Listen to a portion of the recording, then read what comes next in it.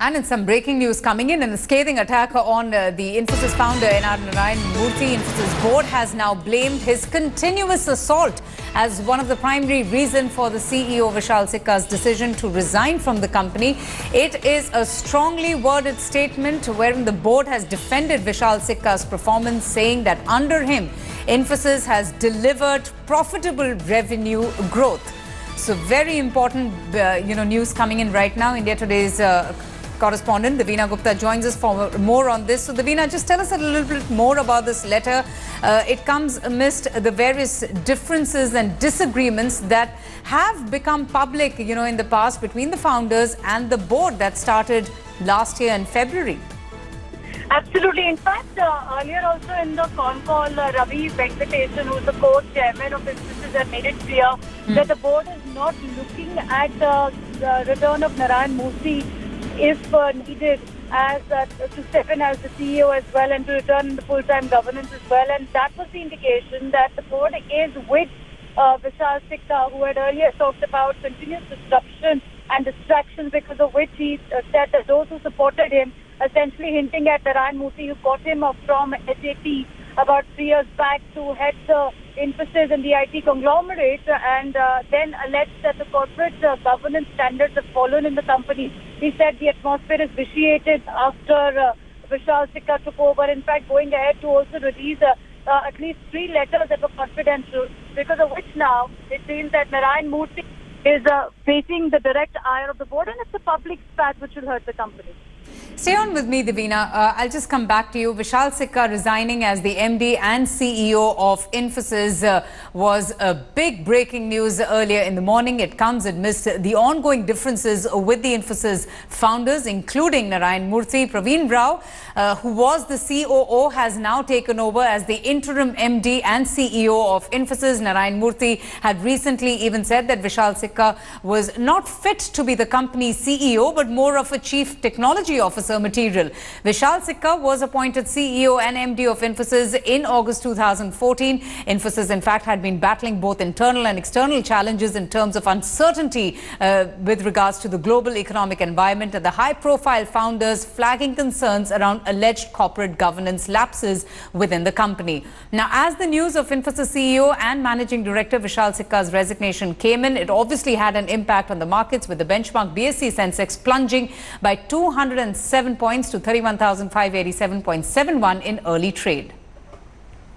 In fact, we'll just take you through the resignation letter by Vishal Sikka. He says, and I quote, "After much reflection, I have concluded that it is indeed time for me to leave my current positions as MD and CEO.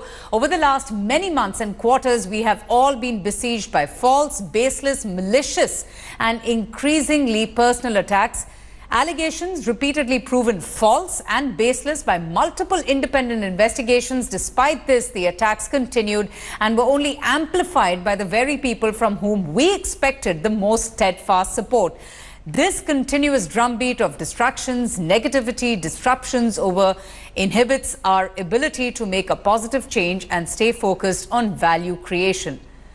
Addressing the noise by itself is damaging," says Vishal Sikka. "Hundreds of hours of my own time has gone into this recently." And after that resignation letter was made public, the resignation letter by the outgoing CEO and MD to the employees of Infosys, came the company's official statement saying that Vishal Sikka in fact has been appointed as the executive vice chairman effective August 18th. Davina, the pay hike that happened last year seems to have triggered all of this, that 50% pay hike. What really were the core issues that, led to this kind of bickering, this kind of acrimony between the founders and the board of Infosys? Well, it's not only pay hike, Avantika, because of course Infosys, which has been no, but that became the talking point, right? And that really opened up Pandora's box as far as Infosys is concerned.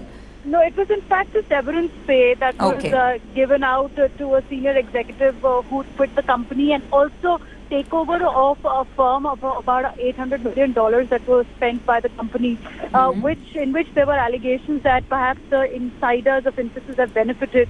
and that also led to investigation being launched internally in the company, not once but at least twice. To which the board has responded also during a recent con call, saying that already these allegations have been refuted. As far as the pay hike is concerned, yes, Vishal Sikka was drawing more pay, and that also led to Narayana Murthy saying that there has to be some sort of austerity measure that needs to be promoted from the top management. But again, it was only the surface, as one would call it. The deeper issues, of course, were the continuous intervention, as Vishal Sikka has put it. The distraction is what he's called it, from the old guard. And here is another point, that we've seen this entire corporate India once again would be under a bitter resignation from our head CEO, and reminiscent of how there have been interventions from those who have hung their boots, be it from ousted Tata Group Chairman, Padmi Cyrus Mistry already indicated earlier that there were interruptions from Ratan Tata as well. And now you see that the hint, which is very clear, the obstacles that Vishal Sikka is talking about, is the very public condemnation of Narayana Murthy, of Vishal Sikka's style of management that is once again coming to fore. All right, Davina, just stay on with me. While you were speaking, we also have the visuals there of the Infosys press conference. In fact, the press conference will be addressed by Praveen Rao, who is currently the Chief Operating Officer, but now will become the interim CEO after the resignation letter by Vishal Sikka. It's just about to begin now. We are showing the visuals of that presser. That's just about to begin anytime soon. While we wait for that press conference to begin, what we'll do is that we'll quickly play out an earlier conversation that we had with the former CEO, Vishal Sikka, who spoke to India today. Let's listen in. Plan to hire 2,500 or so people locally back in the fall of 2014. And then we started our US foundation, and the third logical step of that was the hiring of the 10,000 people in the US. And that sort of thing is something, those kinds of headwinds, those kinds of challenges, you can deal with. But what's been going on over the last, 4 or 5 quarters, and especially over the last, since February of this past year or January of this past year, is really, there have been this continuous drumbeat of these allegations and news stories and the same stuff about Rajiv's separation and Panaya and all of this stuff over and over and over and over and over again. It is absolutely sickening. And what it does is, every day you wake up, whenever I'm home in California, you wake up in the morning and there is some news story or the other asking basically a 4,000th regurgitation of the same nonsense. And it is, at some point you just say that, this is too much. And I found that I was spending way too much time on dealing with those things. But even that is a surface damage. This is a, responding to the noise, responding to the chaos on the surface. What it does is it makes it difficult to carry out the change agenda. You're talking about creating a culture where we have right now, as I speak to you, something like 9,500 projects in the company. And this is we have been working, Praveen, myself, Ranga, Ravi, to create a culture where these 9,500 projects can think of themselves as 9,500 entrepreneurs. And the Zero Distance Initiative is about that. And so it slows down your ability to make that kind of a change happen. Vishal Sikka there, speaking of the reasons behind his decision to resign as the company CEO and MD, citing what he says continuous drumbeat of distractions and negativity over the last several months and quarters that prompted him to finally take the decision to resign. These are in fact the shots of the press conference by Infosys that's just about to begin anytime soon. However, interesting to point out that Vishal Sikka will remain with Infosys as the executive vice chairman. That's because that's a decision, in fact, that has already been made clear by the company. And this press conference that's just about to begin anytime soon will be also addressed by the appointed COO, UB Praveen Rao, who is now going to take over as the interim MD and CEO. So That is the press conference that is just about to begin after Vishal Sikka resigned as the Managing Director and CEO of Infosys, and with the company's board also accepting his resignation with immediate effect. Rao, who's the interim CEO and Managing Director, and we have Mr. Ranganathan, who's our CFO. We'll start the press conference today with an address by Mr. Venkatesan, and then we'll probably open the floor for questions. Thank you, Sarah. So, first of all, thank you. Good afternoon, and thank you all for being here in person. So, at a board meeting that we held this morning, we considered, and with incredible sadness and regret, board accepted the decision of Vishal Sikka to resign as the Managing Director and CEO, effective immediately. Now, obviously, Vishal is very shortly going to speak directly about the reasons that led to his decision. But the board fully understands and appreciates the reasons for his coming to this decision. I want to, on behalf of the full board, place on record appreciation to Vishal for these 3 years of his leadership. You know, I'm also in my personal capacity an occasional writer, and I've written about how Vishal has been such a thought leader for the industry as well as for Infosys, and in many ways how he made sure that Infosys is strategically relevant again and has sowed the seeds for the transformation of the company. And so in addition to the operational and financial performance of the company, I want to thank Vishal for leading this transformation. Now, in order to deal with this, the board today made certain decisions. We're very grateful to Vishal that he has kindly agreed to not just stay on for the customary 90 days, but to stay on in the capacity of Executive Vice Chairman effective immediately, and help the board and the management ensure continuity and stability, and to be with us until either a suitable successor is found and named, or until 31st March 2018. During this period, Vishal will focus on a few things in particular. He's going to focus on helping with the strategic initiatives, ensuring the technology direction of the company continues to strengthen, and he will focus on ensuring continuity in terms of important client relationships. We're also very appreciative of the fact that Praveen Rao has also agreed to step up into the role of the interim Chief Executive Officer and Managing Director. He'll be reporting to Vishal in that capacity. And so we should a fairly seamless transition in terms of execution and leadership of the company. The board has also tasked the chairman of the Nominations and Remuneration Committee and the committee to start immediately on the search for an appropriate successor to Vishal. And obviously they will consider candidates both internally and externally. The thing I wanted to affirm is that regardless for all these changes, there is going to be no change to the strategic direction of the company. This is some path that we've been on for 3 years. It has got traction. It has become institutionalized. It is no longer fragile. The management has bought into it. The board fully is committed to this. So the message I wanted to leave behind is one of continuity and stability. So let me pause here, because I'm sure there's going to be lots of questions, and turn it over to you, Vishal. Thanks, Ravi. Can you hear me okay? Very clearly.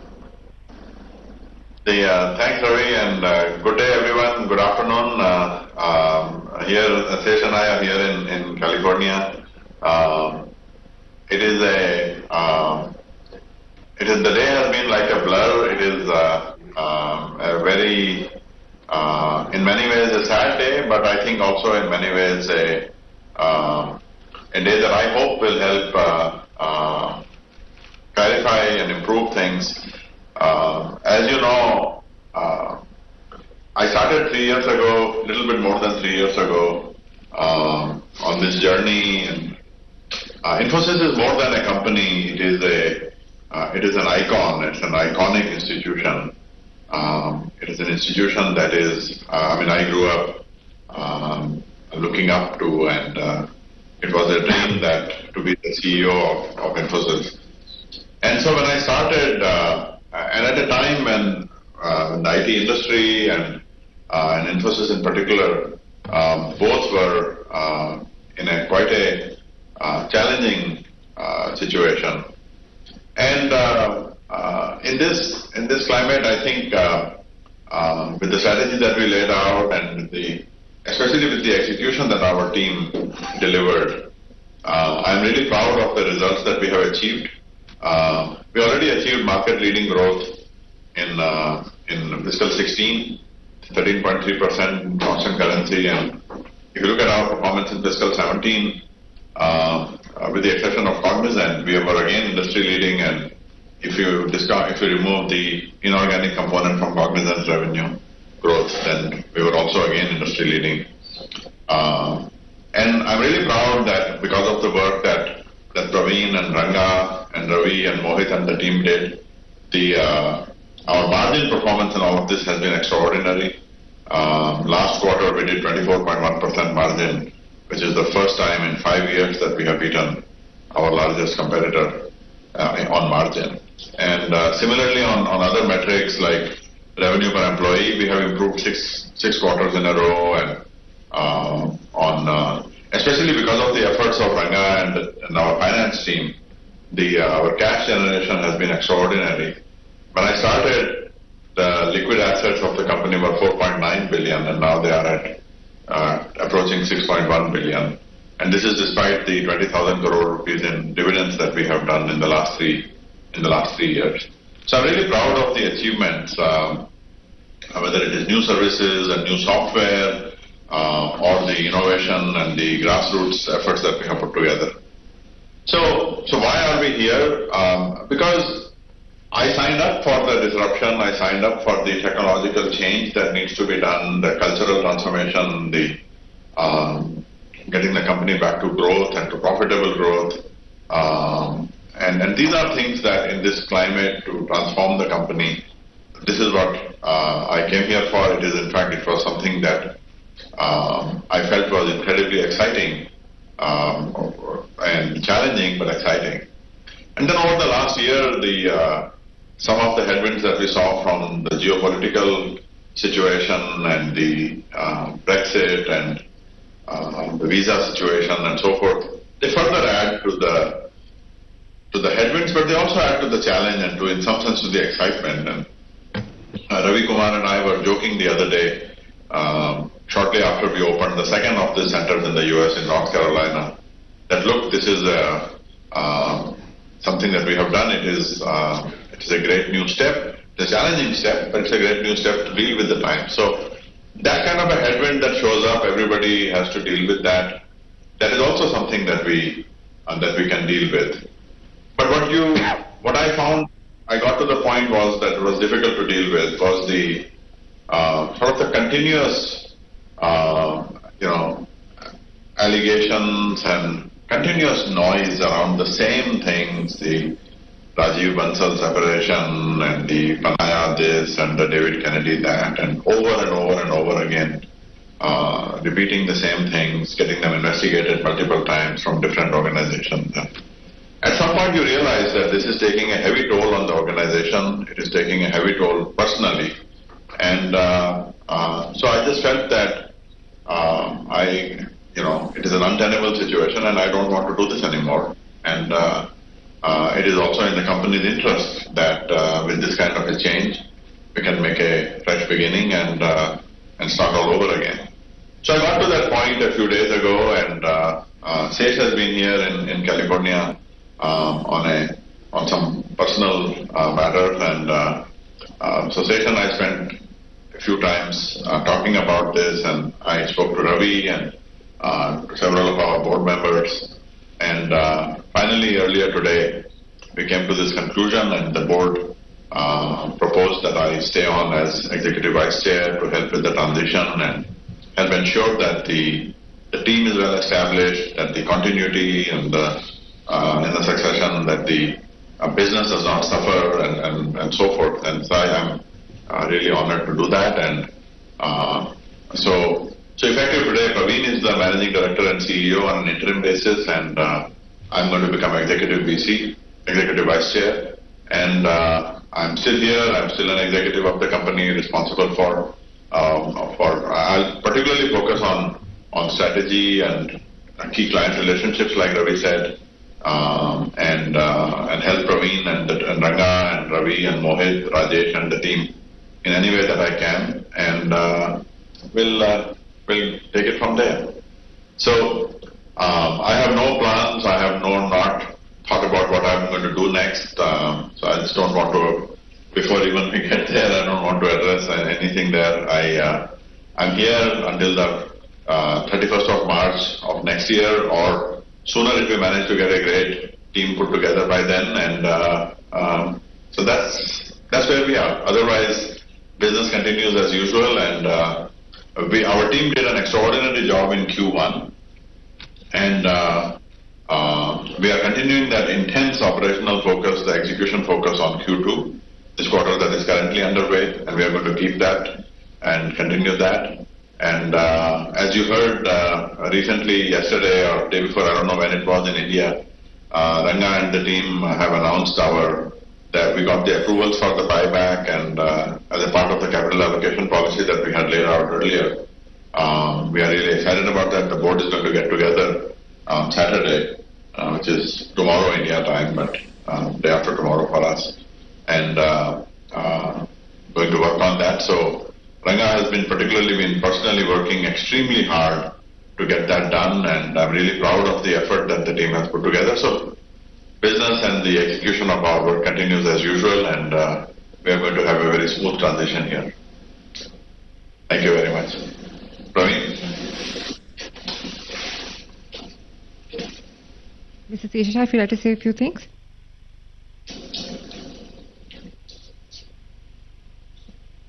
Would Mr.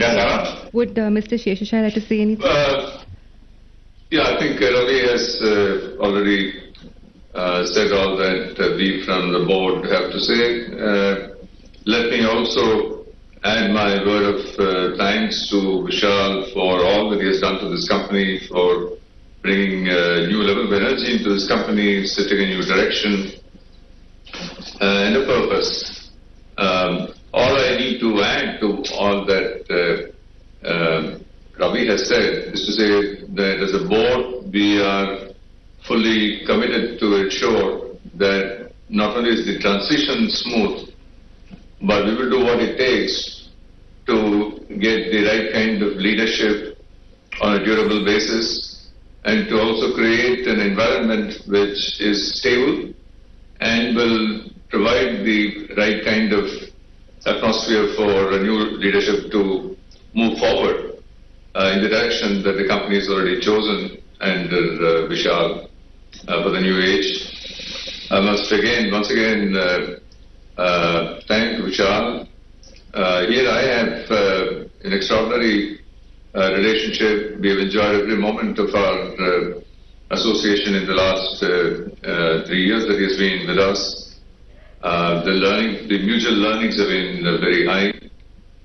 So I will continue to depend on him to lead the company in the months that he is going to be with us. And I have no doubt, given the fact that he so passionately believes in what he does, that the mere fact that he is going to move from a CEO to an EVC will make no difference to his commitment, will make no difference to all the initiatives that he has started, and I'm particularly glad that therefore we have the comfort that our commitment to the customers is not going to get disrupted. Our commitment to employees are not going to get disrupted. Both with Vishal and the fact that we have in Praveen, extraordinary person with such strong values and long years of association. There's nothing about this company that Praveen does not know and does not have a good view. his sagacity, all of this will help us greatly in going through this very challenging times. I have no hesitation in saying that this is about the most challenging time perhaps in the history of the company, from what little I know of the past. But then in history, in one's life, there are moments when changes become unavoidable. Sometimes these changes are very painful at the time that they occur, but then there is always a new path that emerges, and we do hope that such a path will emerge, and we will work towards that. I want to take this opportunity to commit ourselves doubly in not merely in terms of the time and effort, but also in ensuring that we find a way to provide stability to the company. So I will now be happy to take on questions. Ravi and I and Vishal will take on questions. I know there must be plenty of them today, but we are quite happy to do what we can. Thank you. Thank you. We'll take the first question from Shilpa from Times of India.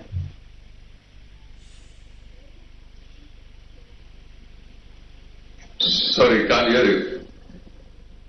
Shilpa, maybe you can speak into the microphone, yeah? Yes, sir. The board has publicly supported Mr. Sikka, but we get the sense that there is some sort of a dissidence among certain board members that made them say that Vishal is non-CEO material. So why are there cracks in the board? And secondly, was that statement misconstrued? Ravi Venkateshan also pointed out that it's difficult to get an external candidate to run Infosys at this stage. Can you talk about the search, and will you be in contention for the top job? Okay, well, we've got... Ravi, you want to take that? I think so, Sesh, because she's got straight to the heart of the matter. I think you're referring to some comments in a letter that made media yesterday. First of all, for the last year or so, the board has been in dialogue with the founder, with the promoters, to try and find some practical solutions, feasible solutions to different points of view within the boundaries of the law and without compromising our independence. Now, we were making reasonable progress until quite recently. Now, these are privileged conversations. And if you take a remark out of context, without the full context of the discussion, they can appear to be quite problematic. So there is no question that Vishal is a phenomenal technical guy. I mean, I don't have to say it. I think the world understands that. What is evident is that he has also blossomed into a high-performing CEO. If you look at the results that he talked about, which we have stated not once but repeatedly, it is evident that he and the leadership team have done a fine job delivering operating and financial results. When things don't go right, we tend to blame a leader. When things go right, it is equally important that the recognition for that must also go to the leader. So in the last few weeks, and particularly last week, I have gone on record, not once but multiple times, affirming the board's complete support to Vishal as the CEO and the strategic direction that he has set. In fact, I was asked point blank on camera, does Vishal have the support of the board? And I said the confidence in a CEO is a binary thing. It's either 1 or it's 0. There's no such thing as 0.5, and I said, yes, we support Vishal. And I also went on in multiple interviews to place on record factual, sorry, please, I'm answering. Chandra, you'll have your shot at it too. So those are the facts. I have, you specifically asked Shilpa whether I'm in contention for that job. I stopped being an active CEO in 2011, and it was a conscious decision to never again have to be in the hot seat. I was not in contention for this role in 2014. I am absolutely on the record, have no interest, and certainly not in contention for the job now. So let me just emphatically clear these things. Vishal and I have spent, after I became co-chair, an extraordinary amount of time together. First in June, several times in July, and in the days leading up to this. Much of our focus has been on essentially putting the organization in place that can accomplish the transformation that we all really need. See, everything else is a sideshow. What the main issue out here is, will Infosys transform itself ahead of everybody else and position itself for leadership in the next wave? And our focus has been intensely around that. Vishal, would you like to add anything to this question? Because it's a very pointed question. Absolutely. And like Sej said, I have had Sej has been an incredible mentor and a friend to me over the last 3.5 years, 3.25 years. And we first met in London when I went to see the board, and Sej was at the time the head of the audit committee, and he's a doyen of corporate governance and integrity, and working together with Ravi. Before Prahlad came on the board, Ravi was the only board member with a deep understanding of the software industry and the high-tech industry. And so we used to talk a lot, and especially after Ravi became a co-chair, in early June, we spent a whole day together just talking about strategy and the direction forward and so forth. And then, as he said several times in the week since then, and I am very blessed, and I have been very fortunate to have an absolutely unequivocal and emphatic support from the board. We had a long set of strategy discussions in July, in the week of the board meeting, and I got a very, very strong support from the board at the time as well. And it is demonstrated today in the commitment in the path going forward. So I have absolutely no doubt in saying that, and no hesitation in saying that with Sej and Ravi, with Kiran, John of course has been a great teacher of my life for close to 3 decades now. Jeff and Rupa, Punita, it has really been an extraordinary experience, and also recently with Mr. Sundaram coming on board. We'll take the next question from Mint. Yeah, hi, this is Anirban. Question for Ravi. Ravi, how does Vishal's exit now impact succession planning and stability in the top ranks? And secondly, a week ago in an interview, you had mentioned that the board would consider formally reaching out to Mr. Murthy for potential role for governance. But today you've said the exact opposite thing. So what really has changed in the past week? In terms of why is it not saying? Yeah. In terms of succession planning, clearly that's high on the mind of the board.